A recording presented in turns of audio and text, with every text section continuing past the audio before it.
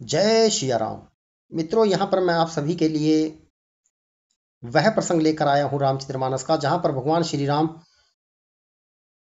को वनवास के लिए कैकई वनवास में जाने के लिए कहती है। आगे का प्रसंग इस प्रकार है। श्री राम दशरथ संवाद। अयोध्या वासियों का विषाद, कैकई को समझाना। इतने में राजा की मूर्छा दूर हुई। उन्होंने राम का स्मरण करके राम राम कहकर फिरकर करवट ली। मंत्री ने श्री रामचंद्र जी का आना कहकर समय अनुकूल विनती की। जब राजा ने सुना कि श्री रामचंद्र जी पधारे हैं तो उन्होंने धीरज धरकर नेत्र खोले। मंत्री ने संभाल कर राजा को बैठाया। राजा ने श्री रामचंद्र जी को अपने चरणों में पड़ते प्रणाम करते देखा। स्नेह से विकल राजा ने राम जी को हृदय से लगा लिया, मानो सांप ने अपनी खोई हुई मणि फिर से पाली हो। राजा दशरथ जी श्री रामचंद्र जी को देखते रह गए। उनके नेत्रों के से आंसुओं की धारा बह चली। शोक के विशेष रस होने के कारण राजा कुछ कह नहीं सकते। वे बार बार श्री रामचंद्र जी को हृदय में लगाते हैं और मन में ब्रह्म जी को मनाते हैं, और जिससे श्री रघुनाथ जी वन को न जाएं। फिर महादेव जी का स्मरण करके उसे निहोरा करते हुए कहते हैं, हे सदाशिव, आप मेरी विनती सुनिए। आप आशुतोष शीघ्र प्रसन्न होने वाले और ओढ़रदानी मुंह मांगा वर देने वाले हैं।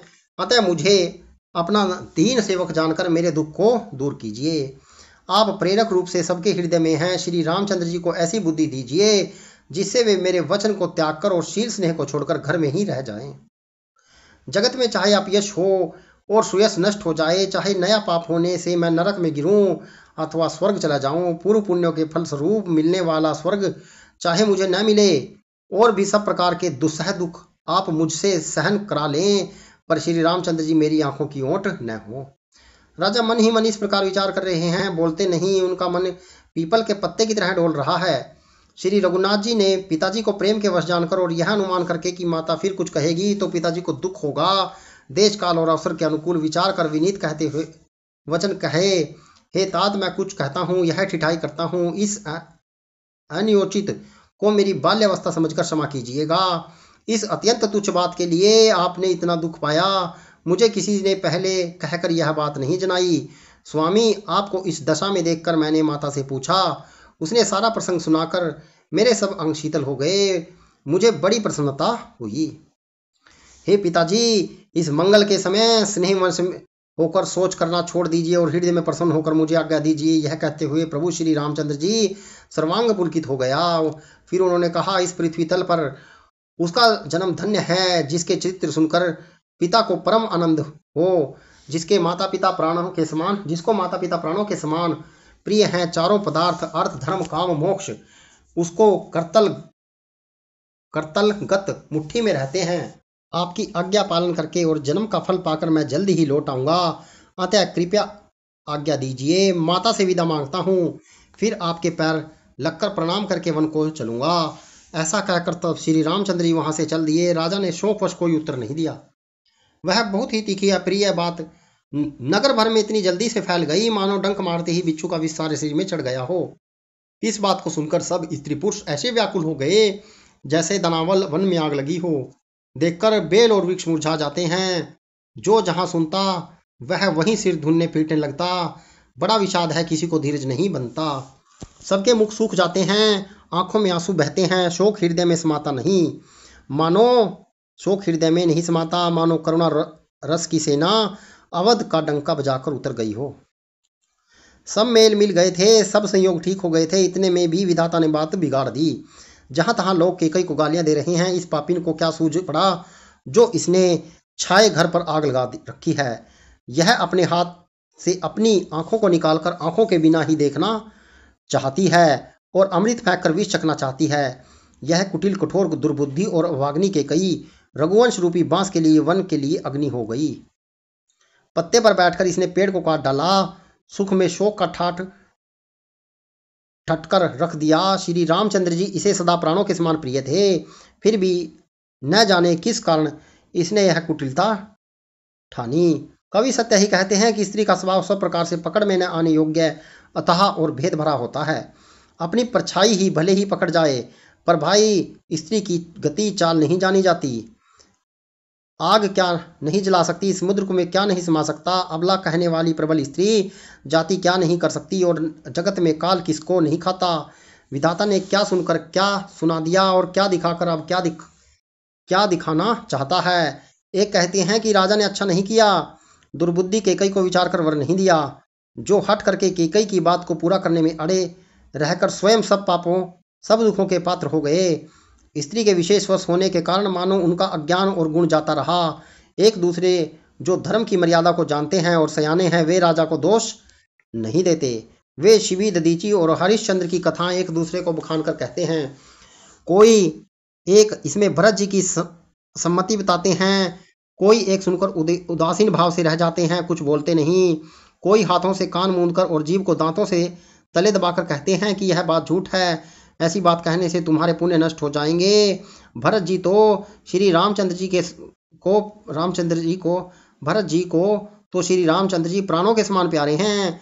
चंद्रमा चाहे शीतल किरणों की जगह आग की चिंगारियां बसाने लगे और अमृत चाहे विष के समान हो जाए, परंतु भरत जी स्वप्न में भी कभी श्री रामचंद्र जी के विरुद्ध कुछ नहीं करेंगे। कोई एक विधाता को दोष देते हैं, जिसने अमृत दिखाकर विष दे दिया। नगर भर में खलबली मच गई, सब किसी को सोच हो रहा है, हृदय में दुस्सह जलन हो गई, आनंद उत्साह मिट गया। ब्राह्मणों की स्त्रियां कुल की मान्या बड़ी बूढ़ी और जो केकई की परम प्रिय थी, वे उसके सील की सराहना करके उसे सीख देने लगी, पर उसको उसके वचन बाण के समान लगने लगे। वे कहती, तुम तो सदा कहा करती थी कि श्री रामचंद्र जी के समान मुझे भरत भी प्यारे नहीं। इस बात को सारा जगत जानता है। श्री रामचंद्र जी पर तो तुम स्वाभाविक स्नेह करती रही हो, आज किस अपराध से उन्हें वन देती हो। तुमने कभी सोतिया डाह नहीं किया, सारा देश तुम्हारे प्रेम और विश्वास को जानता है। अब कौशल्या ने तुम्हारा कौन सा बिगाड़ कर रख दिया, जिसके कारण तुम्हारे सारे नगर पर व्रज गिरा दिया। क्या सीता जी अपने पति श्री रामचंद्र जी का साथ छोड़ देंगी? क्या लक्ष्मण जी श्री रामचंद्र जी के बिना घर रह सकेंगे? क्या भरत जी श्री रामचंद्र जी के बिना अयोध्यापुरी का राज्य भोग सकेंगे? और क्या राजा श्री रामचंद्र जी के बिना जीवित रह सकेंगे? अर्थात न सीता जी यहाँ रहेंगी, न लक्ष्मण जी रहेंगे, न भरत जी राज्य करेंगे और न राजा ही जीवित रहेंगे, सब उजाड़ हो जाएगा। हृदय में ऐसा विचार कर क्रोध छोड़ दो, शोक और कलंक की कोठी मत बनो। भरत को अवश्य युवराज पद दो, पर श्री रामचंद्र जी का वन में क्या काम है? श्री रामचंद्र जी राज्य के भूखे तो नहीं हैं, वे धर्म की धुरी को धारण करने वाले और विषय रस से रूखे हैं, अर्थात उनमें विषय शक्ति है ही नहीं। इसलिए तुम यह शंका न करो कि श्री रामचंद्र जी वन न गए तो भरत के राज्य में विघ्न करेंगे। इतने पर भी मन न माने तो तुम राजा से दूसरा ऐसा यह वर ले लो कि श्री राम घर छोड़कर गुरु के घर रहें।